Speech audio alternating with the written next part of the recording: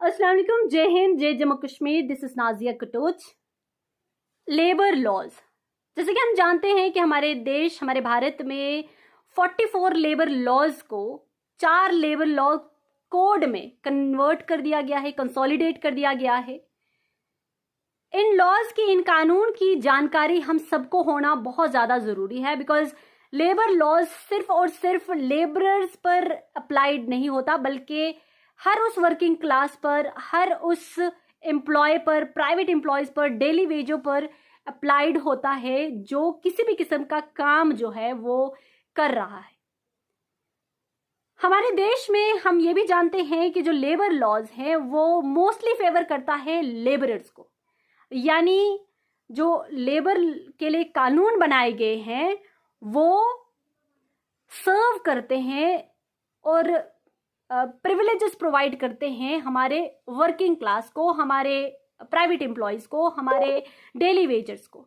But still we find our labourers, our working class, our private employees कि उनको exploit किया जाता है, वो एक्सप्लॉइटेड होते हैं, उनके साथ जो उनके जो हक हैं, जो उनको दिए जाने चाहिए, वो नहीं दिए जाते। ऐसा क्यों है कि despite of the fact that they enjoy the favourable laws, उनके लिए जो कानून है वो उनके फेवर में बनाए गए हैं, फिर भी वो ज़्यादा एक्सप्लॉइटेड क्यों रहते हैं, ज़्यादा उन पर एक्सप्लॉइटेशन क्यों होता है? इसके कई सारे रीज़न होते हैं। हमारे देश में बेरोजगारी का स्तर इतना ज़्यादा है, ये भी कारण हो सकता है। हमारे देश में जिसको काम की तलाश है, अगर उसे काम प्रोवाइड किया जाता है तो वो बिना किसी डॉक्यूमेंटेशन के, बिना किसी वेरिफिकेशन के उस जगह पर काम करने के लिए रेडी हो जाता है, तो भी जो ऑनर होता है या कंपनी होती है वो एक्सप्लॉइट करने की जो प्रोबेबिलिटी है वो बढ़ जाती है लेबरर्स को या एम्प्लॉय को। और भी कई सारे कारण हो सकते हैं, पर मेन कारण ये है कि lack of information, lack of knowledge about our labour laws के बारे में हमें अगर इंफॉर्मेशन नहीं है, हमें अगर हमारे वर्कर्स के जो राइट्स हैं, अधिकार हैं, अगर उनके बारे में जानकारी नहीं है, तो हमारे जो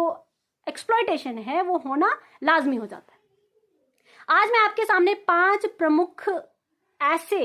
लेबर राइट्स के बारे में, वर्कर्स के अधिकार के बारे में बात करूंगी कि जो हर सेक्टर को, हर सेगमेंट ऑफ द पीपल को जानना जरूरी है। पहला ये कि अगर हम किसी भी जगह पर, किसी भी ऑनर के अंडर काम करते हैं या किसी भी कंपनी में काम करते हैं, तो we have the right to ask for appointment letter. Appointment letters होना, किसी भी काम करने से पहले हमारे पास वो एग्रीमेंट होना, वो जॉब का एग्रीमेंट होना बहुत ज़्यादा ज़रूरी हो जाता है। अपॉइंटमेंट लेटर में हमारा डेट ऑफ ज्वाइनिंग, हमारे कौन सा हमसे काम जो है वो करवाया जाएगा, कितने घंटे हमसे वो काम करवाया जाएगा, या जो जगह है वो हमारे लिए सूटेबल है कि नहीं जहाँ पे हमें काम करना है, ये सारी चीज़ें जो हैं वो अपॉइंटमेंट लेटर में मेंशन होती हैं। हमारी वेजेस, मतलब हमारी सैलरी, हमारी तनख्वाह जो है वो मेंशन होती है। हमारे वो सारी चीज़ें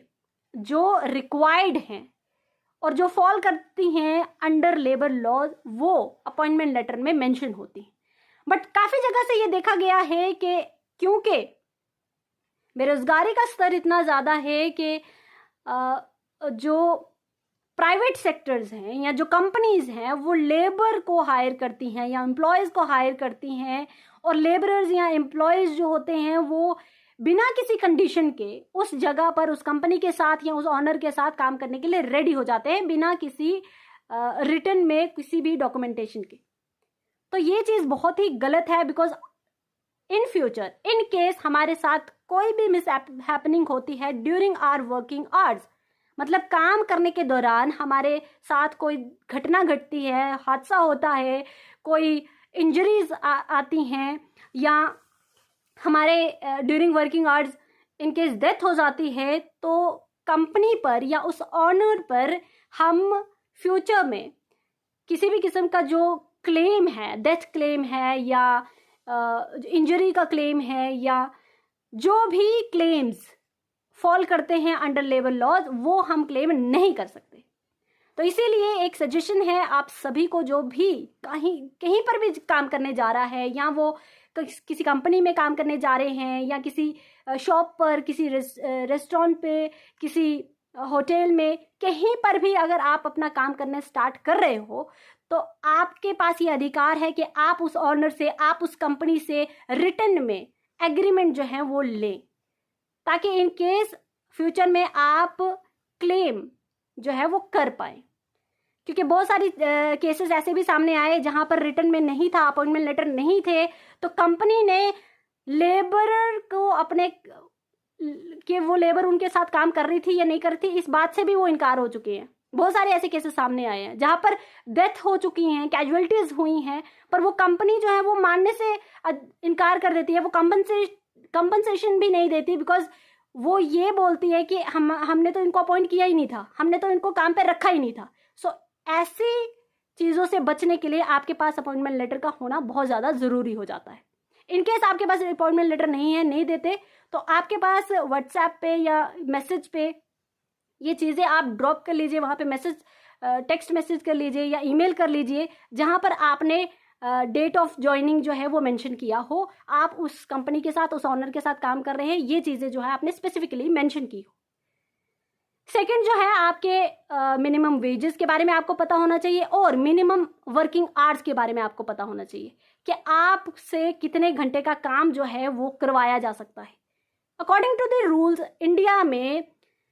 जो वर्किंग आवर्स है वो 9 घंटे का है, यानी 9 आवर्स जो है वो वर्किंग आवर्स जो दिए गए हैं। इन केस कोई भी कंपनी, कोई भी ऑनर आपसे 9 घंटे से ज़्यादा घंटे का काम जो है वो करवाता है, तो आप उस एक्स्ट्रा आवर के, एक्स्ट्रा घंटे के एक्स्ट्रा चार्जेस जो हैं वो आपके पास अधिकार है कि आप उनसे डबल चार्ज जो है उस एक्स्ट्रा घंटे का ले सकते हैं। थर्ड जो है वो प्रोविडेंट फंड। आपके पास ये जानकारी होना ज़रूरी है कि अगर आप किसी भी कंपनी में काम कर रहे हैं, उस कंपनी के पास मोर देन 20 एम्प्लॉयज़ हैं, मतलब 20 से ज़्यादा एम्प्लॉयज़ हैं, तो वो कंपनी एलिजिबल हो जाती है कि वो आपको प्रोविडेंट फंड जो है वो प्रोवाइड कर पाए। इस बात की जानकारी भी आपको होना ज़रूरी है। ESIC, ये इस कैटेगरी में भी आप फॉल कर सकते हैं अगर आप उस कंपनी में काम करते हैं जहां पर 10 से ज़्यादा एम्प्लॉयज़ काम करते हैं, तो वो कंपनी एलिजिबल हो जाती है, वो ऑनर एलिजिबल हो जाता है कि वो आपके नाम को